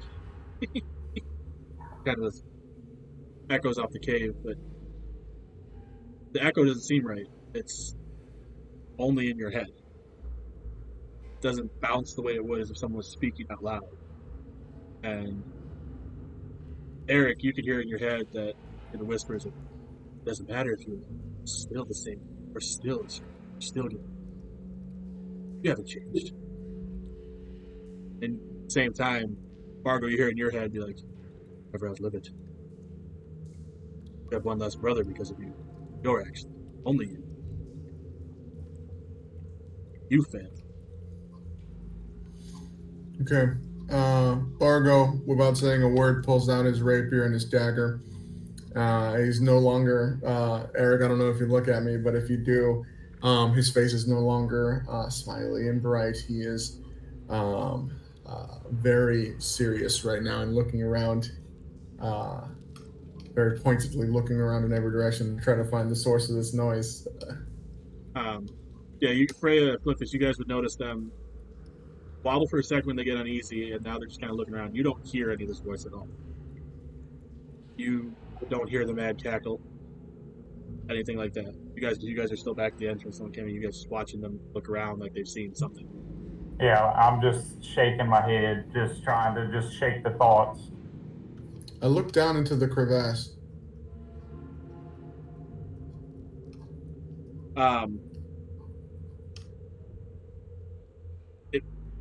It looks cold. You don't see anything besides a heap of like broken and gnawed bones and half-eaten bodies.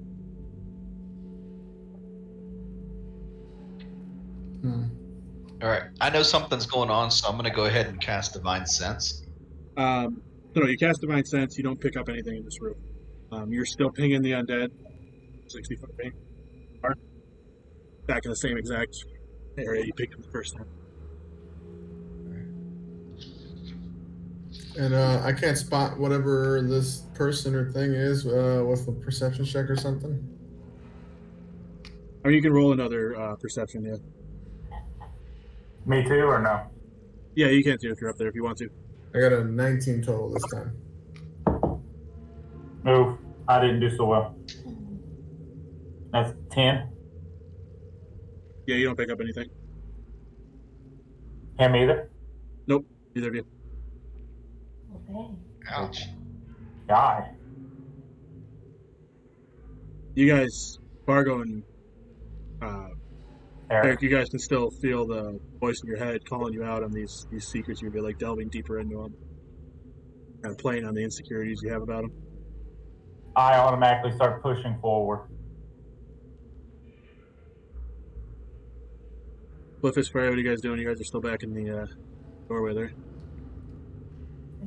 I feel like we need to go towards them because we see them acting strange. We don't want to just leave them. We don't see anything, but I feel like I want to go a little closer to check it out. Lefis, what do you want to do?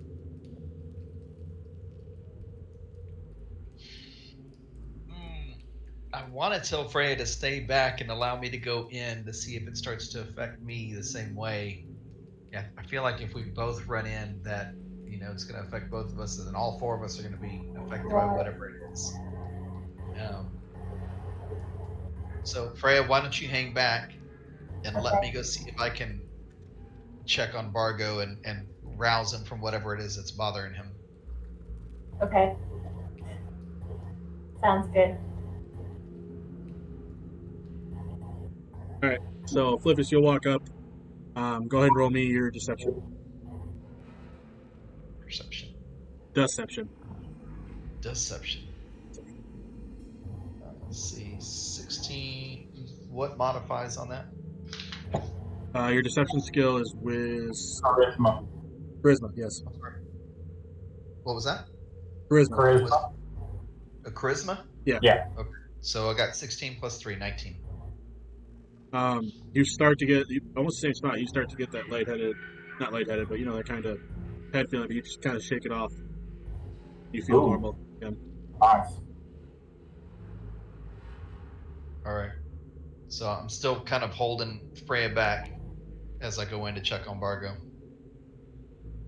All three of you, four of you, you can now hear in your heads. Demand is like, I've entered my tent. Brought food. Have you brought sustenance for myself?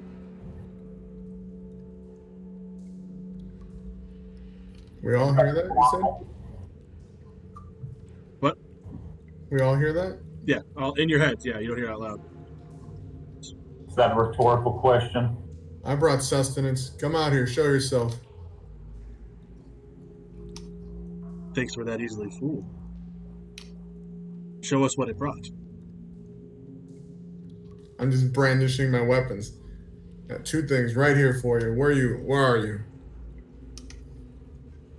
Fights it want, fights it gets. That's what it really wants. I put my hand on Bargo's shoulder. Okay. Pull out a string of. I don't let you touch me. I legit I shove you And as you do this, you'll hear the voice in your head, only your head again, Bargo. You want to end and kill these people the same way you killed your brother? Okay. I'm desperately trying to find this guy. I'm actually, is it dark? You said it's dark in that crevasse thing down there? Yeah. I'm going to take one of my torches. I'm going to light it. I'm going to throw it down there. See if I can catch a glimpse of it. I think it's down there somewhere. Okay. So yeah, you do light it and throw it down there. It lands. You can hear it land at the bones, because it's covered in bones down there. You do see the half-eaten body of. You guys would know it as Dendrar, because they told you back in Phandalin that stood up with Redbrands, along with his whole family. His half-eaten body's down there. You guys remember him from the missing person posters inside the Stonehill Inn. And they left it. The outlaws left his corpse here for whatever this thing you're hearing to eat. You don't see any movement down there. You said I can get a fight. Where are you at, you coward? As I step away from Flippus, I'm going. If I have to cross the bridge, I will. That's where I started walking already. Yeah. And that's you'll start crossing the bridge, and then Eric, you'll hear it in your head only. Goes, "You're still gonna screw this up. I don't want to like you anymore. You still don't like you. You think you've grown since you left that town? You haven't."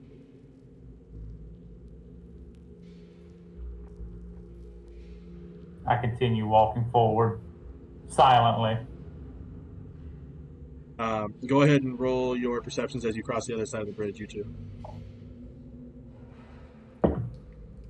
That is 18 plus 4, 22. 14.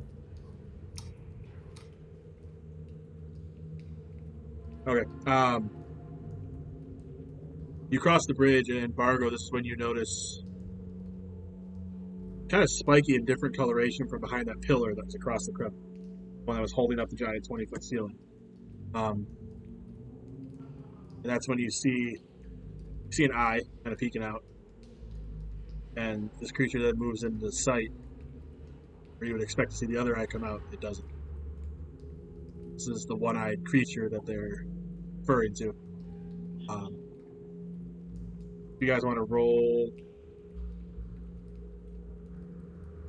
nature check to see if you know what it is?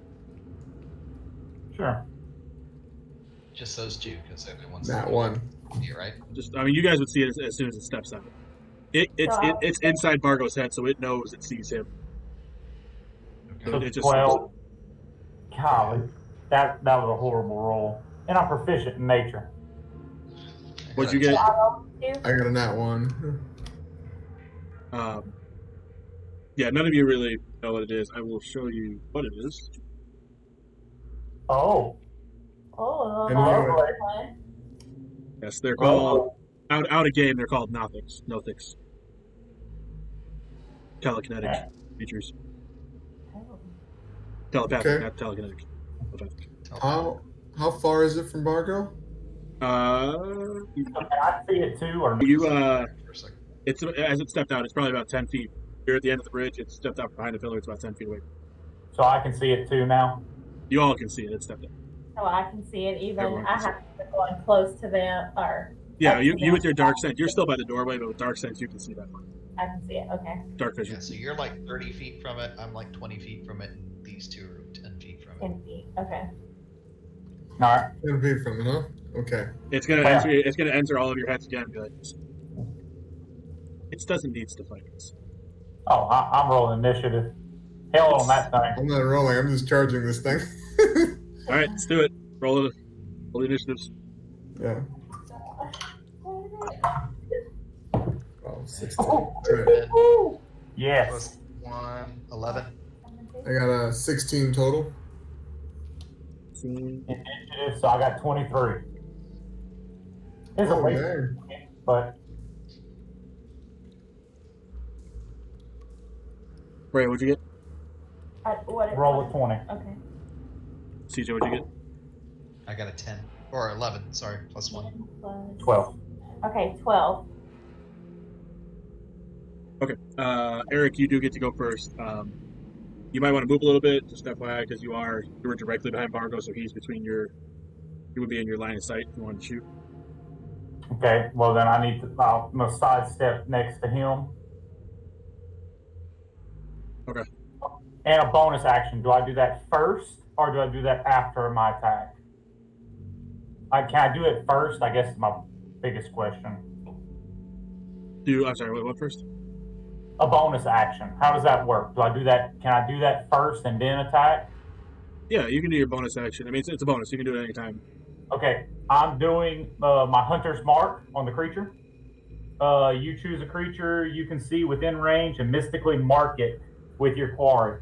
Until the spell ends, which is to an hour, you deal an extra 1d6 damage to the target with whenever you hit it with a weapon attack, and you have advantage on any wisdom, which is perception, or wisdom survival checks you make to find it.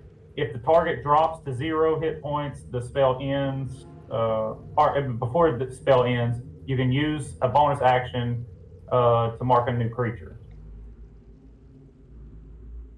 Yeah, so yeah, you can hunter mark him, and then if you want to roll your attack for him. All right. Come on.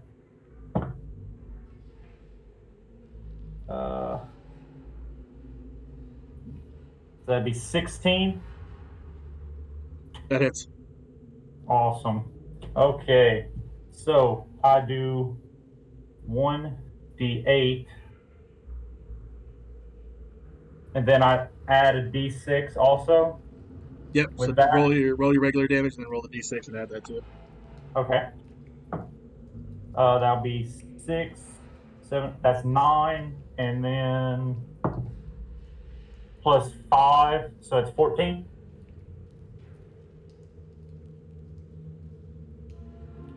So you fire off the arrow at it. It kind of sinks the little one of those spikes in its back. So it kind of feels it and squints its eye a little bit. And then turns and looks at you, then looks back at Bargo. It senses more anger, Bargo.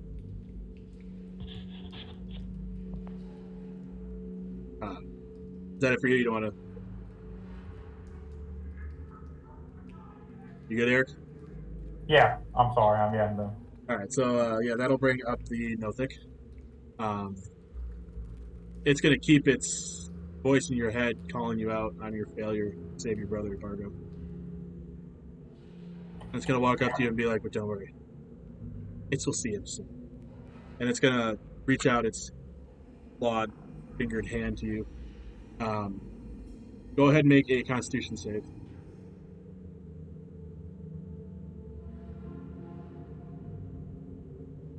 That's an 18 on the die, 0 for a save, so 18 total. 18? Okay. It kind of reaches out its hand, says this, and you're just zoned in on wanting to mess this thing up. Slap its hand away. That'll bring us to your turn. Mm-hmm. Yeah. I wish I was like a barbarian or something right now. Rage? Yeah, right? I'm gonna go see him soon, huh? And is this thing, how tall is this thing? It's a medium creature, so Yeah. probably stands just about your height. It's a little slouched over. Think Gollum. Yeah. I'm like legit, like I'm taking a posture you guys have never seen. I'm like back straight. My weapons are down, like such an aggressive stance. I'm like looming over this creature. Like you've never seen Bargo put himself out in like a domineering fashion like this. I'm going all out on this thing. I got the rapier and the dagger.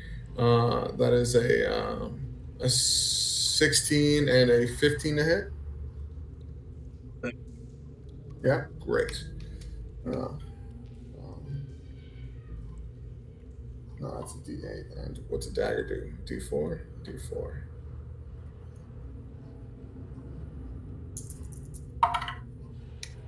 Nice, okay. That's 8 plus 3. 11 damage to it.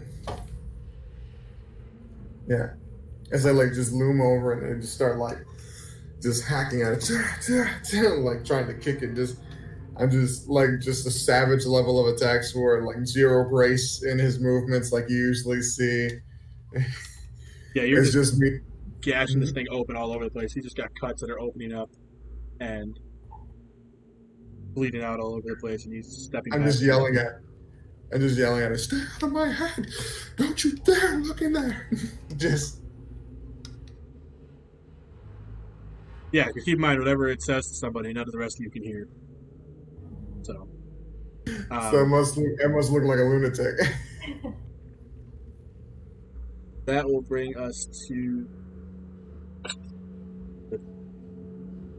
me. Yep. So you're on the bridge, right?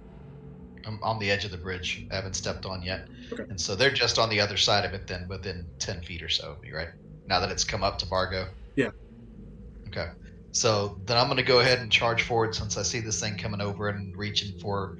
As soon as I see him reaching out towards Bargo, I go ahead and start moving in. So I move in, and I'm going to attack with the mace. And I roll 18. Ooh. Plus 6, so 24. So I hit him, and then... What's that? Yeah, you do. Yeah. So I hit him. I'm also using Divine Smite as I'm pulling this swing down on top of him. So the Morning Star does the 1d8, 7 plus 4, so I hit him with 11. Plus then Divine Smite does 2d8. Nice. So it's an additional 11, so I hit him for 22. That's Jesus. Lucas, you may have found your moment in the sun. Go ahead and describe how you kill it.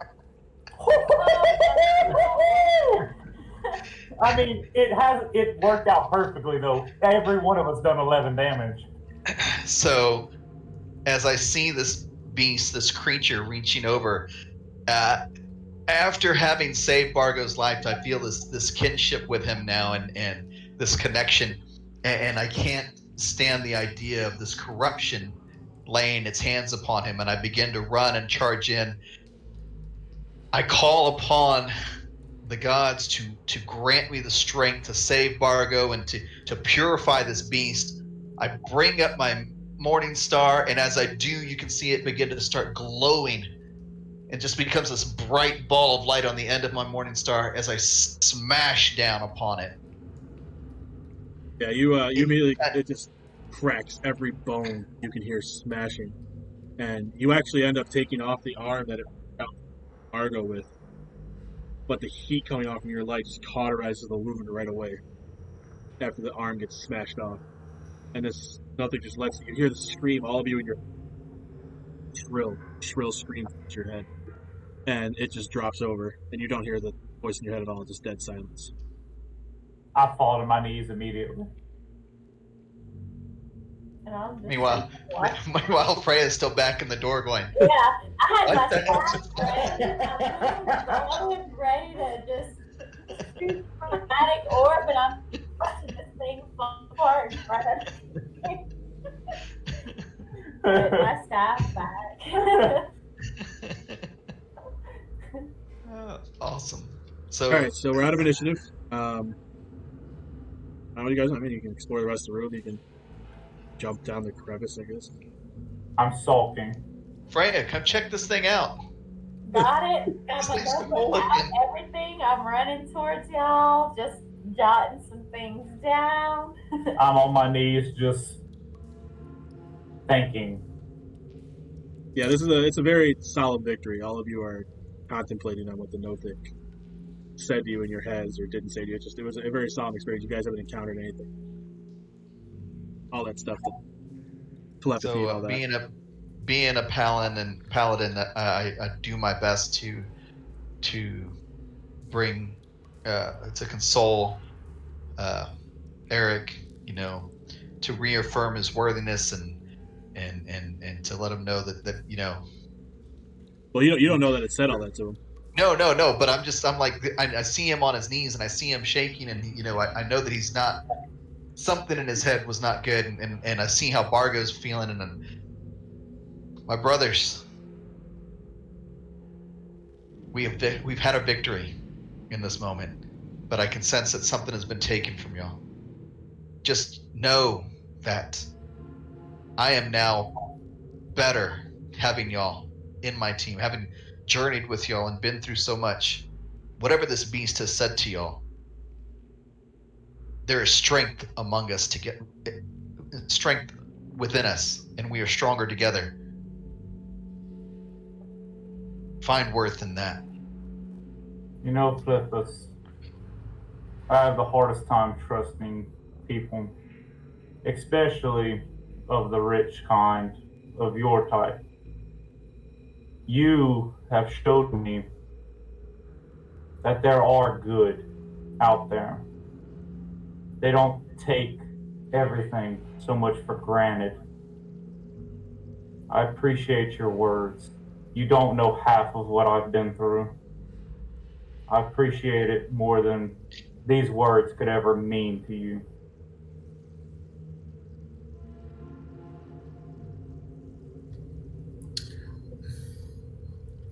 Well, I'm glad you could trust this noble prick. I'm going to step aside, and I'm just going to go to the other side of the room.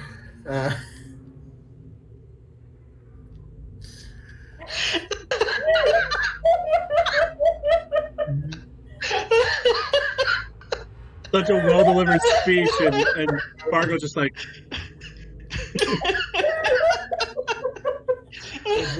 I didn't go to the other side of the room, actually. I looked down at the Nothic. Is the Nothic got any clothes, or is he just like a naked creature? Yeah, he's just his skin. He's just naked creature. I literally grab him by his one remaining arm and his leg, and I throw him into the crevasse. And As you throw him in, you hear the clunk as it hits something wooden. I need a distraction, sure. And I crawl my way down there. All right. Is there stairs or something? No, there's no stairs. It's just difficult terrain. Like it's easily traversable, but it's difficult terrain technically. So you'll be able to climb out. Oh, okay. So it's easy to climb out. Yeah, it's unnaturally cold down there. But you do see a battered wooden chest inside of a cubbyhole that built the kit when you threw it. You kind of find its body, see what it hit, and you find this chest inside of a cubbyhole. A chest, huh? Is it, I look around at it, is it, kind of look to see if it's trapped or locked? No, it looks like there's no way to lock it with how battered it is. He just kind of opens it, closes it, and hides it, hoping no one will find it. Cool, yeah. I'll look inside, yeah. Yeah, you want to pop it open. You will find 160 silver. Oh. 120 gold. 5 malachite gems.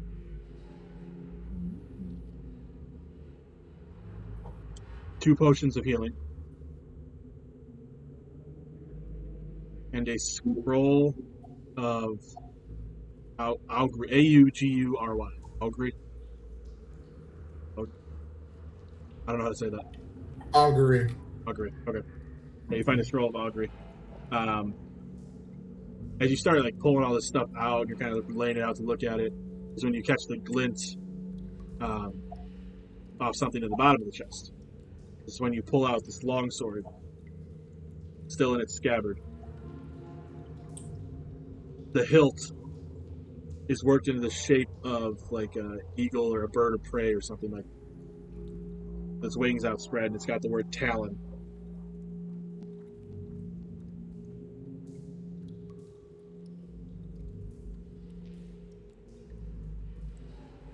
Talon, huh? The scabbard is silver chased, so it's got like a nice little layer of silver on the scabbard. Oh, I'm proficient with long swords. I just like, I measure it up. I like swing it around. And just thinking to myself down here in the pit where it's all cold. And just mutter to myself, well, better get out of here before I decide to stay here for the rest of my life. And I just, he's just sad now. That was such a depressing sentiment. I'm standing above going, it's all well down below. You good down there? Parker's like, I belong in a hole. Margo's so upset at you right now. Yeah, I'll come back up with it. Sorry, are you showing this? You sounded like you don't want to show the sword to anybody. I'm just gonna have the sword. I just put the sword like I sheath it. It's like a new weapon I have, but it's the only thing that's of the things that I just acquired that is visible. Okay, so yeah, you guys would all notice the new sword on. You guys have seen Bargo enough to know his newer weapons from his dirty used ones. Bargo. Nice new wares. How much gold did you find, Bargo? They know you too well, Bargo. While he decides what he wants to tell you, go ahead and roll history checks. Everybody who has taken notice of his sword. You can roll one too, Bargo. Nat 20. Ooh. I got an 8, so. +6 was 17 + 6. 5. Hold on, she's doing math. And I need a calculator for those numbers. Yeah, it's a lot. 17 + 6 is 23. Brett, you're a school teacher. You've studied the history of the great families. Fliffus, you're a noble. You've had to study history. You see this, the name Talon hilt, with the outspread wings of the bird of prey worked into the hilt of the sword. You immediately know it as it belonged to Aldith Tresendar Manor. Aldith Tresendar was known as the Black Hawk.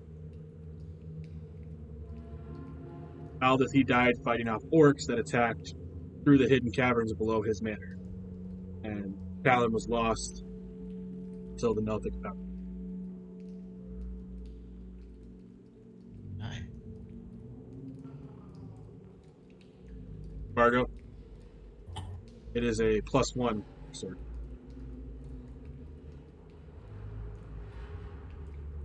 He still hasn't told us how much he had. He hasn't told you anything else about it, though.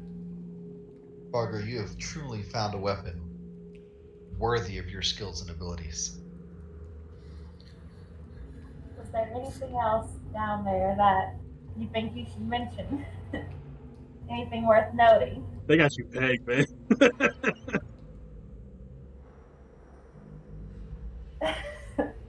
You, Fargo, Bargo, are an honorable man. Literally That just sword- Fargo that sword literally belongs just to an honorable man.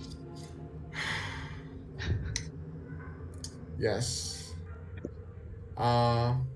Yes. It's in the pot. It's a bunch of gold and gems and stuff. We'll split it up even when we get out of this cellar. Don't worry. I point at the pouch, like the one I took from underneath the cistern. I was like, it's all in there. We'll split it even. I would definitely keep that pouch. Seems to stay dry. Yeah. Mm-hmm. You've got a few nice little bottles there today. Yeah. So, do we want to head back into town and to tell the people the news of us having cleared out the It was with this area, or do we want to go and find those? Did we clear it out? We Well- haven't killed the boss yet. Yeah. I mean, we haven't come across glass staff yet. All right, so everyone will sit in this solemn victory, somber, contemplating on everything the Nothic told them, and what they just had to fight, never encountered it before. This is where our scene will fade out. I want to thank you all for playing this. I feel like this was a great session, you guys. You can only have one inspiration at a time, and you guys definitely earned it about 3 times. So that was well done. The speeches, the flip fist being brotherly towards shaken party members. So that was a great character development over it. It was, and you guys. I mean, granted, your characters don't know it. We at least learned a little bit about Bargo Yeah. in his past. Sorry about that, guys. He's gonna be a little bit of a dick for a minute. So thank you everyone for watching. Make sure if you haven't seen, go back and watch the first 2 episodes if you want to see how our party got to where they're at now and their hijinks. And make sure you keep watching the channel, subscribe, hit the notification bell, like our videos, because there will be more hijinks come from this Lost Mine of Phandelver. So thank you so much for watching, and we will see you next time.